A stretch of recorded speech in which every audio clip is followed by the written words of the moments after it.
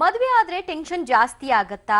Tension ಜಾಸ್ತಿ ಆಗೋದ್ರಿಂದ ನಮ್ಮ ದೇಹದ ಮೇಲೆ ಬಹಳಷ್ಟು ಬದಲಾವಣೆಗಳು ಆಗೋದ್ರಿಂದ ಅನಾರೋಗ್ಯಕರ ಬೆಳವಣಿಗೆಗಳು ಹೆಚ್ಚಾಗುತ್ತೆ, ಆರೋಗ್ಯಕರವಾಗಿ ಇರ್ಲಿಕ್ಕೆ ಸಾಧ್ಯ ಇಲ್ಲ ಅಂತ ಒಂದು ಸಂಶೋಧನೆ ಹೇಳಿದೆ. ಹಾಗಿದ್ರೆ ಈ ಸಂಶೋಧನೆಯ ಪ್ರಕಾರ ಯಾವೆಲ್ಲ ರೋಗಗಳು ಮದುವೆ ಆದ ನಂತರ ಬರುತ್ತೆ ಅನ್ನುವಂಥದ್ದು, ಹೆಚ್ಚಾಗಿ ಹೆಣ್ಮಕ್ಳಲ್ಲಿ ಕಾಡುತ್ತಾ ಅಥವಾ ಪುರುಷರಲ್ಲಿ ಈ ಒಂದು ಸಮಸ್ಯೆಗಳು ಕಾಡುತ್ತಾ ಅನ್ನುವಂತ ಹೆಚ್ಚಿನ ಸಂಶೋಧನೆಯನ್ನ ನಡೆಸಿದ್ದಾರೆ. ಅದೇನು ಅಂತ ತಿಳಿಯೋಣ. ಇದೇ ಹೊತ್ತಿನ ವಿಶೇಷ, ಮದುವೆ ಆರೋಗ್ಯಕ್ಕೆ ಹಾನಿಕರ.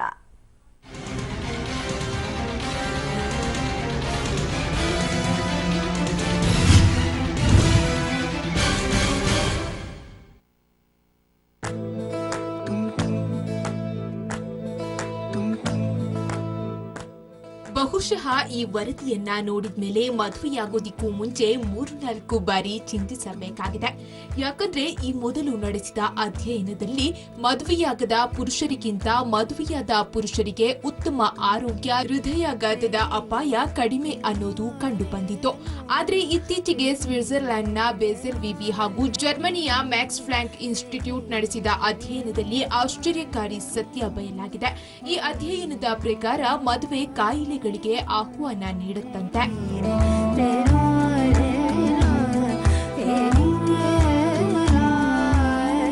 ಮದುವೆಯಾದ ಮೇಲೆ ಏಕಾಏಕಿ ಬೊಜ್ಜು ಬೆಳೆಸಿಕೊಳ್ಳೋದೇ ಇಷ್ಟಕ್ಕೆಲ್ಲ ಕಾರಣ. ಕಡಿಮೆ ವ್ಯಾಯಾಮ, ಬೇಕಾಬಿಟ್ಟಿ ಆಹಾರ, ದೇಹದ ಮೇಲಿನ ಕಾಳಜಿ ಮದುವೆಯಾದ ನಂತರ ಹೊರಟು ಹೋಗುತ್ತೆ. ಹೀಗಾಗಿ ತೂಕ ಹೆಚ್ಚಿಸಿಕೊಳ್ತಾರೆ. ಬೊಜ್ಜು ಹಲವು ರೋಗಗಳಿಗೆ ಕಾರಣವಾಗುವುದಲ್ಲದೆ ವರ್ತನೆಯಲ್ಲೂ ಬದಲಾವಣೆಗಳಿಗೆ ಕಾರಣವಾಗುತ್ತೆ. ಅತಿಯಾದ ಕೋಪ, ತಾಳ್ಮೆ ಕಳೆದುಕೊಳ್ಳುವಂತೆ ಮಾಡುತ್ತೆ ಅಂತ ಈ ಅಧ್ಯಯನವನ್ನ ಆಧರಿಸಿ ಸೋಷಿಯಲ್ ಸೈನ್ಸ್ ಅಂಡ್ ಮೆಡಿಸಿನ್ಸ್ ಪತ್ರಿಕೆಯಲ್ಲಿ ವರದಿ ಪ್ರಕಟವಾಗಿದೆ.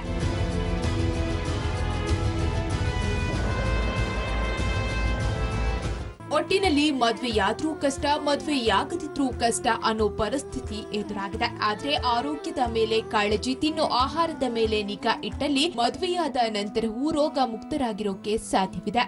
Current affairs bureau, public TV. ಈ ಬಗ್ಗೆ ಚರ್ಚೆಯನ್ನು ಆರಂಭ ಮಾಡೋಣ. ನಮ್ಮ ಜೊತೆ ಆಧ್ಯಾತ್ಮಿಕ ಚಿಂತಕರಾಗಿರುವಂತಹ ರೇಣುಕಾರಾಧ್ಯ ಗುರುಜಿ ಇದ್ದಾರೆ, ಅವ್ರನ್ನ ಸ್ವಾಗತಿಸೋಣ. ನಮಸ್ತೆ, ಕಾರ್ಯಕ್ರಮಕ್ಕೆ ಸ್ವಾಗತ. ಇನ್ನು ಭಗವಾನ್ ಹೆಲ್ತ್ ಕೇರ್ ಸೆಂಟರ್ನ ಮೆಡಿಕಲ್ ಡೈರೆಕ್ಟರ್ ಡಾಕ್ಟರ್ ಶ್ಯಾಮಲಾ ನಮ್ಮ ಜೊತೆ ಜಾಯ್ನ್ ಆಗಿದ್ದಾರೆ, ಅವ್ರನ್ನು ಕೂಡ ಸ್ವಾಗತಿಸೋಣ. ನಮಸ್ತೆ, ಕಾರ್ಯಕ್ರಮಕ್ಕೆ ಸ್ವಾಗತ. ಓಕೆ, ಮದುವೆ ಅನ್ನುವಂತಹ ಏನು ಪದ ಇದೆ ಅದು 7 ಜನ್ಮದ ಅನುಬಂಧ ಅಂತ ಕೂಡ ಹೇಳ್ತಾರೆ. ಆದ್ರೆ ಮದುವೆನೇ ಆರೋಗ್ಯಕ್ಕೆ ಹಾನಿಕಾರ ಅಂದಾಗ ನಾವ್ ಏನ್ ಮಾಡ್ಬೇಕು, ಮದುವೆ ಆಗದೆ ಇರ್ಬೇಕಾ ಅನ್ನುವಂತ ಒಂದು ಪ್ರಶ್ನೆ ಮೂಡುತ್ತೆ. ಏನ್ ಹೇಳ್ತೀರಿ? ಮೊದಲನೇದಾಗಿ ಹೇಳ್ಬೇಕು ಅಂತಂದ್ರೆ, ಮದುವೆ ಅಂತಕ್ಕಂಥದ್ದು ಒಂದು ಒಂಟಿ ಜೀವಕ್ಕೆ ಜೋಡಿಯಾಗಿ ಬರ್ತಕ್ಕಂಥ ಒಂದು ಜೀವ, ಪರಸ್ಪರ ಅನ್ಯೋನ್ಯತೆಯಿಂದ ಹೋಗಬೇಕು. ಜೀವನ ಪೂರ್ತಿಯಾಗಿ ಒಂಟಿಯಾಗಿ ಇರೋದಿಕ್ಕಾಗೋದಿಲ್ಲ. ಒಂದು ಸಣ್ಣ ಕಾಯಿಲೆ ಆಯ್ತು, ಮತ್ತೊಂದಾಯ್ತು, ಮಗದೊಂದಾಯ್ತು ಅಂತಂದ್ರೆ ಅದಕ್ಕೆಲ್ಲದಕ್ಕೂ ಕೂಡ ಪೂರಕವಾಗಿ ಇರಲಿ ಅನ್ನೋ ಒಂದು ಉದ್ದೇಶಕ್ಕೋಸ್ಕರ ಹಿಂದಿನಿಂದಲೂ ಅಂದ್ರೆ ಮೊದಲ ಸಂಸ್ಕೃತಿ ಬೇರೆ ಇತ್ತು. ಮೊದಲು ಒಂದು ರೀತಿನಲ್ಲಿ ಹೇಗಾಗ್ತಾ ಇತ್ತು ಅಂತಂದ್ರೆ, ಸುಮಾರು 1, 2, 3 ಜನನೆಲ್ಲ ಮದುವೆ ಆಗ್ತಕ್ಕಂಥ ಒಂದು ಪದ್ಧತಿಗಳಿತ್ತು. ಈಗಿರ್ತಕ್ಕಂಥದ್ದು ಸ್ವಲ್ಪ ಕಾನೂನು ಹಿಡಿತ ಇರ್ತಕ್ಕಂಥದ್ದು.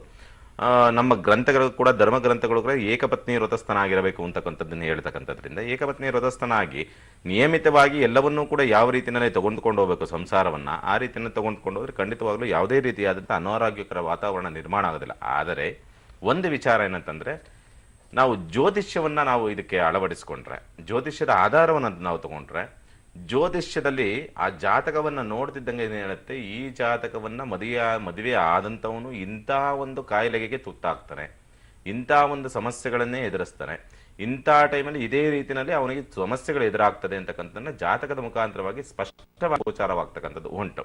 ಹಾಗಾಗಿಯೇ ಸಾಮಾನ್ಯವಾಗಿ ನೋಡಿ, ಮದುವೆ ಆದ ಮೇಲೆ ಕೆಲವೊಂದು ಜೀವನ ಅಂತಕ್ಕಂಥದ್ದೇನಿದೆ, ಮದುವೆ ಪೂರ್ವದಲ್ಲಿ ತುಂಬಾ ಅಧೋಗತಿಲಿರ್ತಕ್ಕಂಥ ಒಂದು ಜೀವನ ಮದುವೆ ಆದ್ಮೇಲೆ ಉನ್ನತ ಮಟ್ಟಕ್ಕೆ ಹೋಗ್ತಾರೆ. ಅಂದ್ರೆ ಆ ಹೆಣ್ಣು ಮಗುವಿನ ಜಾತಕದ ಬಲಾಬಲಗಳು ಆ ರೀತಿಯಲ್ಲಿ ಇರ್ತಕ್ಕಂಥದ್ದು ಉಂಟು. ಅದೇ ರೀತಿಯಲ್ಲಿ ಮದುವೆ ಪೂರ್ವದಲ್ಲಿ ತುಂಬಾ ರಿಚ್ ಆಗಿದ್ದಂಥವ್ರು ಮದುವೆ ಆದ್ಮೇಲೆ ಯಾಕೋ ತುಂಬಾ ಸಮಸ್ಯೆಗಳನ್ನು ಎದುರಿಸ್ತಾ ಹೋಗ್ತಾರೆ.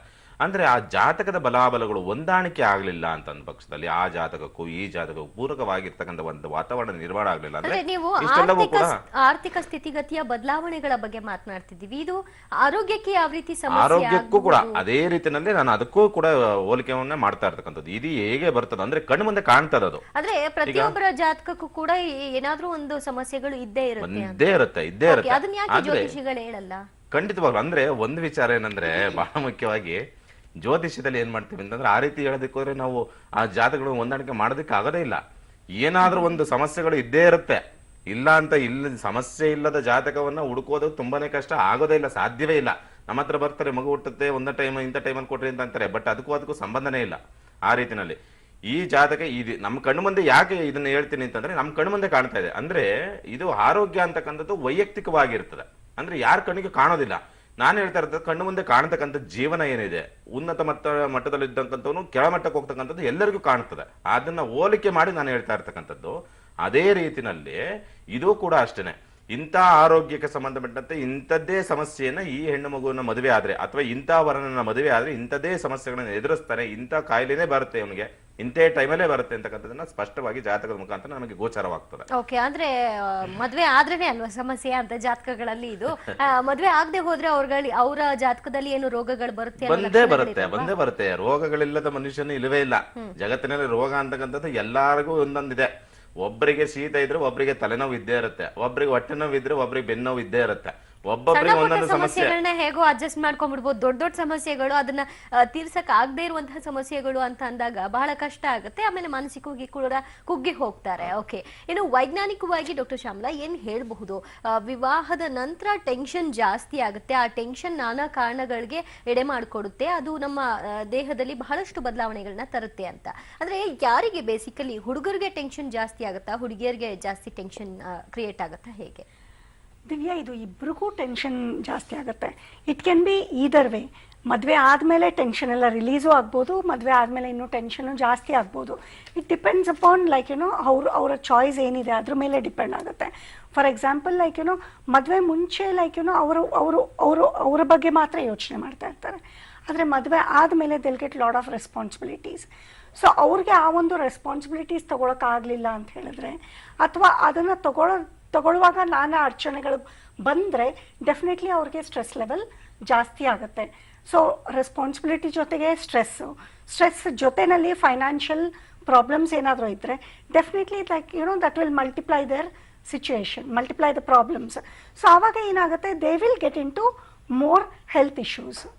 ಓಕೆ, ಈಗ ಸಾಮಾನ್ಯವಾಗಿ ಹೆಣ್ಮಕ್ಳು ಮದುವೆಗೆ ಮುಂಚೆ ಬಹಳಷ್ಟು ಕೇರ್ ಮಾಡ್ತಾರೆ, ಅವರ ತ್ವಚೆ ಹಾಗಿರ್ಬೇಕು, ಸೌಂದರ್ಯ ಕಾಪಾಡ್ಕೊಳ್ಬೇಕು ಅಂತ.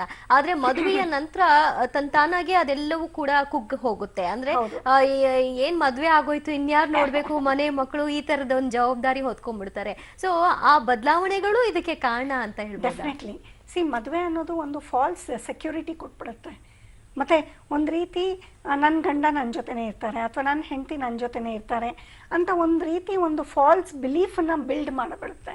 ಸೊ ಹಾಗಾಗಿ ಏನಾಗುತ್ತೆ, annoyingly you will tend to eat more and will not take care of your beauty or your health also.